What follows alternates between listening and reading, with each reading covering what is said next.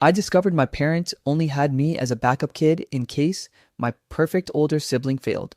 So I walked away, built my own success, and refused to come back when they finally needed me. I used to think my childhood was normal. Sure, I noticed little things like how my older brother Alex got the newest bike while I got the one he outgrew, or how every birthday party of mine somehow turned into a discussion about Alex's achievements.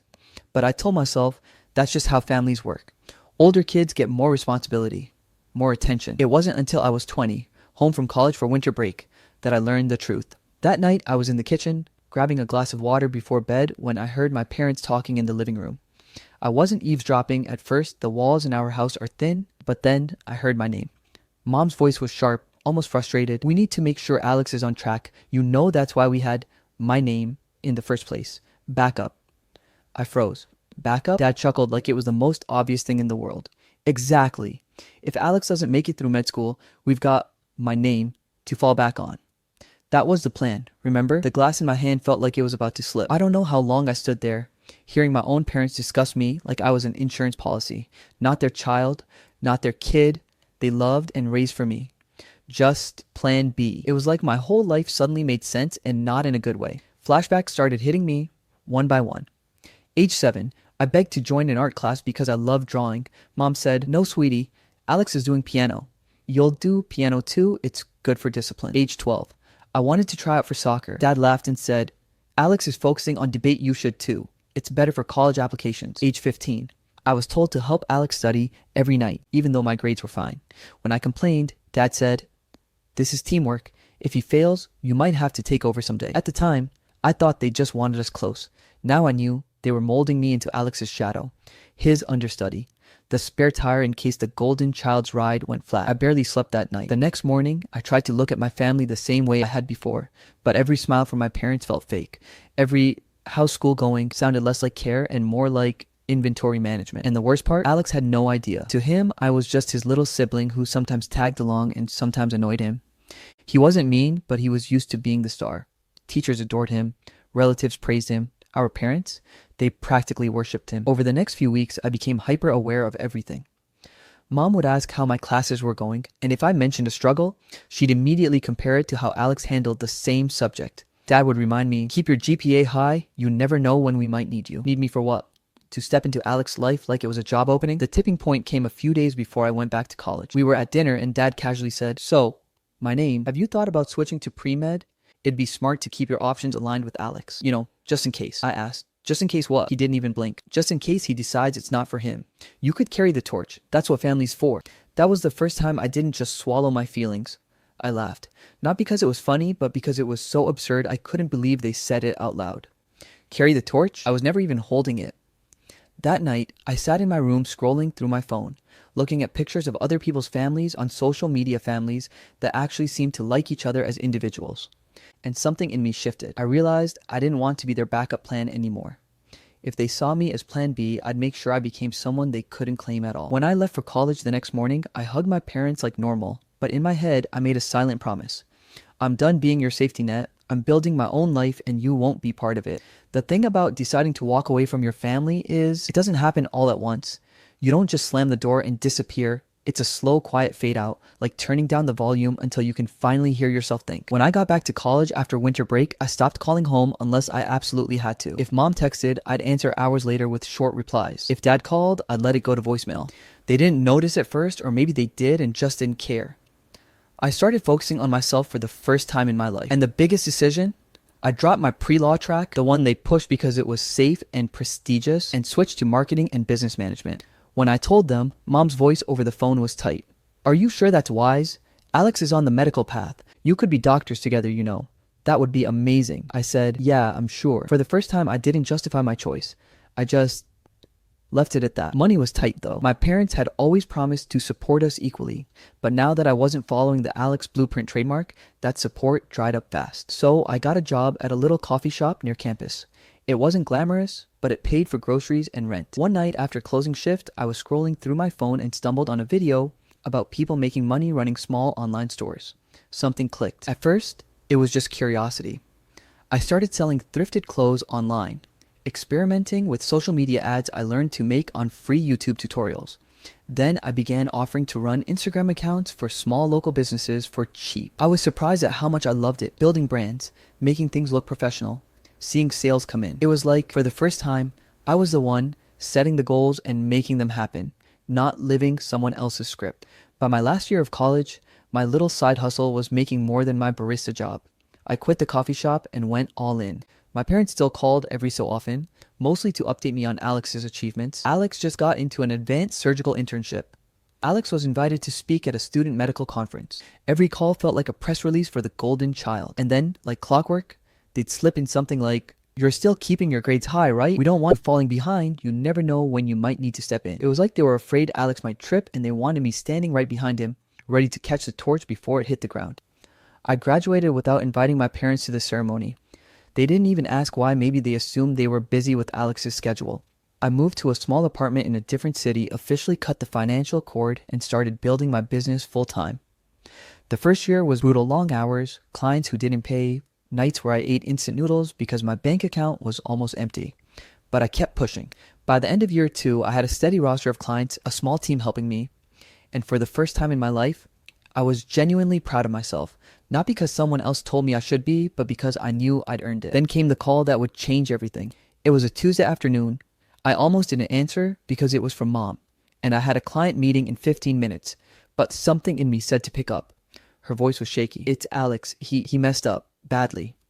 I stayed silent. "He didn't pass his licensing exam. The hospital rescinded his offer," and she took a deep breath. "He's in debt, a lot of it. We need your help." There it was, the moment they'd been grooming me for my whole life. The just-in-case scenario. I leaned back in my chair and stared at the ceiling. They finally needed me. The pause after Mom's words felt like it lasted forever. I could almost hear her holding her breath, waiting for me to swoop in and say, "Don't worry, I'll fix everything." Instead, I said, "That's rough. I'm sorry to hear that." And I meant it. Failing that exam must have been devastating for Alex, but I didn't add anything about helping. She didn't like that. "You don't understand my name. This could ruin his career before it starts. He's always been under so much pressure. You of all people should understand." I bit back a laugh. Oh, I understood all right. I'd been his invisible safety net for 20 years. Over the next week, the calls multiplied. First, it was Mom, switching between teary pleas and sharp reminders. "Family sticks together. We raised you. We supported you. This is your chance to give back." Then Dad joined in. "You have a business. You're doing well. It's just a loan. You'd be helping your brother get back on track. That's what siblings do." When I stayed non-committal, the messages got colder. "We're disappointed in you. Alex would do it for you." And my personal favorite, "We didn't raise you to be selfish." They even sent Aunt Linda to try and talk sense into me. She called out of nowhere, acting like we were catching up. 10 minutes in, she said, "Sweetie, your mom told me about Alex. You know, he's always been the shining star of the family. It'd be such a shame if one setback ruined everything. You could really be the hero here." Hero? No. I'd been the understudy for too long to step into a role I never wanted. One night, Dad showed up unannounced at my apartment. I was too shocked to slam the door in his face, so I let him in. He didn't waste time. "Your brother needs $25,000. That's nothing compared to what you've been making lately. You can afford it." I finally snapped. "Dad, do you even hear yourself? You've never once asked me how my business is doing. You don't know the hours I've worked, the nights I've gone without sleep, the years I spent figuring this out with no help from you. And now, suddenly, I'm just a bank?" He stared at me like I was speaking another language. "We raised you, didn't we? That's help enough." That was the moment something inside me shut off completely. I told him I couldn't help, that I had my own responsibilities, and that Alex's life was not my responsibility. He muttered something about me turning my back on the family as he left. I blocked their numbers that night. It wasn't easy. I stared at my phone for a long time before hitting block, my finger trembling. But once it was done, I felt lighter. For the first time in my life, I wasn't the backup. I wasn't the safety net. I wasn't plan B.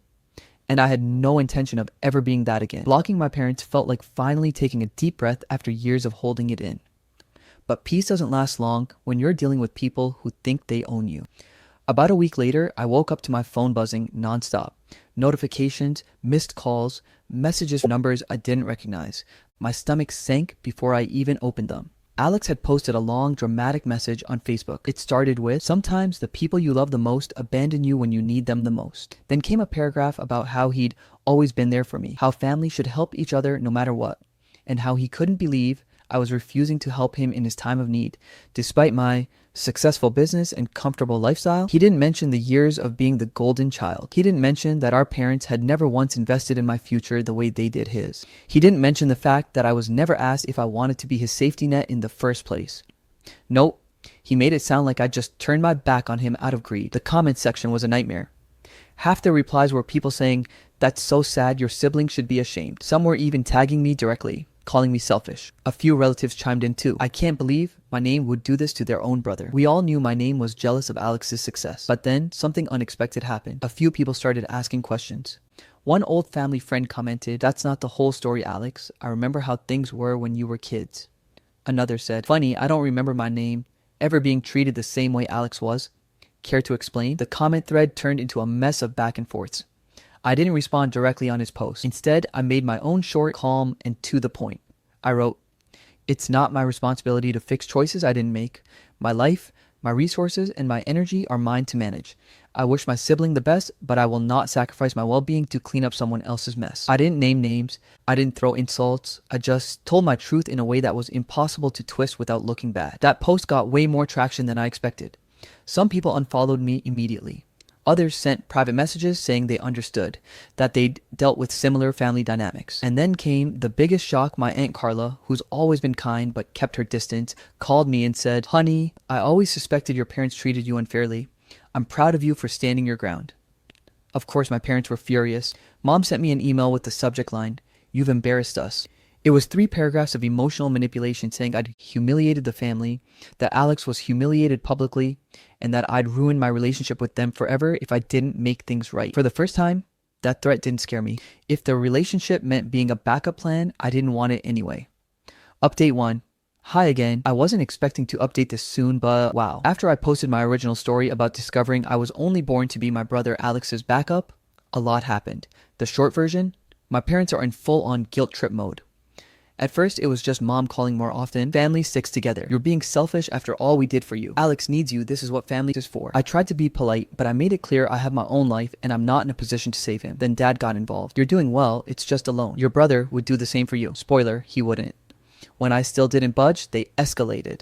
They sent my Aunt Linda to talk sense into me. She tried the be the hero sweetie angle. I told her I'm not interested in being anyone's hero at my own expense. The final straw, dad showed up at my apartment unannounced, sat on my couch, and flat out demanded $25,000 for Alex.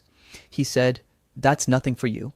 We raised you. You owe us." That was it for me. I told him I'm not responsible for Alex's life, that I worked for everything I have, and that I will not sacrifice my stability because they failed to teach him how to stand on his own. He left in a huff, muttering about how I'd turned my back on the family. That night, I blocked both my parents' numbers. It was hard, but the relief I felt afterward told me I'd made the right choice. I'm not the backup anymore. I never will be again. Update 2. So, blocking my parents gave me about a week of peace. Then my phone blew up. Apparently, Alex decided to post a long, self-pitying Facebook status about how sometimes the people you love the most abandon you when you need them the most. He didn't name me directly, but he didn't have to. The details made it obvious. He made it sound like I was living in luxury and just refused to help him out of pure selfishness. The comments section, a dumpster fire. Half the people were saying things like, "Your sibling should be ashamed." Some even tagged me, calling me greedy. A few relatives piled on, saying they always knew I was jealous of him. But then, surprisingly, a few people pushed back. One family friend wrote, "That's not the whole story, Alex." Another said, "Funny how your sibling never seemed to get the same treatment growing up." It got heated enough that I knew I had to say something, but not to him directly. I made my own post, short, calm, no names. "It's not my responsibility to fix choices I didn't make. My life, my resources, and my energy are mine to manage. I wish my sibling the best, but I will not sacrifice my well-being to clean up someone else's mess." It blew up way more than I expected. Some people unfollowed me. Others sent private messages saying they understood exactly where I was coming from. The biggest surprise? My Aunt Carla, who's always been nice, but stayed out of drama, called me and said, "I always suspected your parents treated you unfairly. I'm proud of you for standing your ground." Of course, my parents found out. I got an email from mom with the subject line, "You've embarrassed us." 3 paragraphs of manipulation claiming I'd humiliated Alex, destroyed the family's reputation, and burned bridges I'd regret losing. And now, word is they're talking about rewriting their will to cut me out entirely. Honestly, that feels more like a favor than a punishment. Update 3. After the social media mess, I figured things would just fizzle out. But last week, I got an email from Alex himself asking if we could talk in person. At first, I ignored it, but then I realized maybe I needed this too. Not for him, but for me to finally say everything I'd held in for years. We met at a small cafe halfway between our cities. I got there first. When Alex walked in, he looked smaller somehow, Not physically, but like the weight of failure had finally caught up to him. He didn't waste time. I don't understand why you're being like this. We're family. I'd help you if the roles were reversed. I just stared at him for a second before asking, would you really? If I'd failed at something and needed $25K, would you have dropped everything to bail me out? He hesitated, and that was my answer. I told him I knew the truth, that our parents had admitted I was basically born to be his backup plan. You got the spotlight, the support, the chances. I got to watch from the sidelines until I was needed. That's not love. Alex, that's using someone. He tried to argue that I was reading too much into it, but I cut him off. You don't get to tell me what my life felt like. I lived it. I know exactly where I stood in this family at the bottom of the priority list, waiting for you to screw up so I could be handed your mess. Our parents showed up halfway through apparently. Alex had invited them without telling me. They went straight into damage control mode. We only wanted the best for both of you. You're twisting our words. This is how families work. We help each other. I told them calmly that helping each other only works when it's mutual. I reminded them that when I chose a different career path, they cut financial support without hesitation. I reminded them of every time they pushed me into Alex's shadow instead of letting me be myself. Finally, I said it. I am not your backup plan. I never was. And I am done trying to be part of a family that only calls when they need something from me. I left my coffee half finished, stood up, and walked out. None of them followed me. It's been 2 weeks. My phone is quiet. My apartment is peaceful. My business is thriving. I don't know if they'll ever reach out again. Honestly, I hope they don't. Because for the first time in my life, I'm not living in someone else's shadow. I'm free.